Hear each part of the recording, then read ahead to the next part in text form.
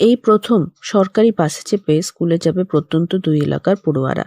এই দুই গ্রাম ভুটান লাগোয়া, একটি সেন্ট্রাল ডুয়ার্স, অপরটি টোটোপাড়া।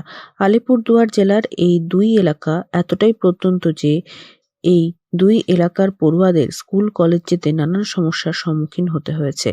তবে সরকারি বাস পেতে তাদের মুখে ফুটল হাসি। আমাদের কালচিনি ব্লকে একটা বাস দেওয়া হলো। এরিয়া হলো সেন্ট্রাল ডুয়ার্সে অনেক সমস্যা ছিল।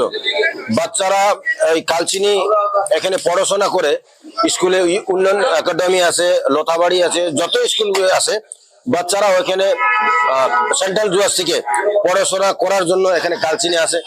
তো মানে অনেক অসুবিধা ছিল। তো দিদিকে আমি ধন্যবাদ দিতে চাই যে আজকে থেকে বসের পরিষেবা উনি শুরু করে দিয়েছে।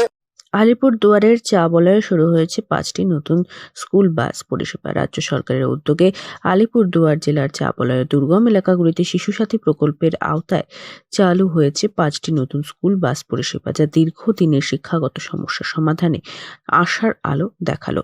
আলিপুরদুয়ার জেলার দুর্গম এলাকার পড়ুয়াদের স্কুলে যাতায়াতের সমস্যা নতুন নয়। পরিবহনের অভাবে বহু শিক্ষার্থী নিয়মিত স্কুলে যেতে পারত না।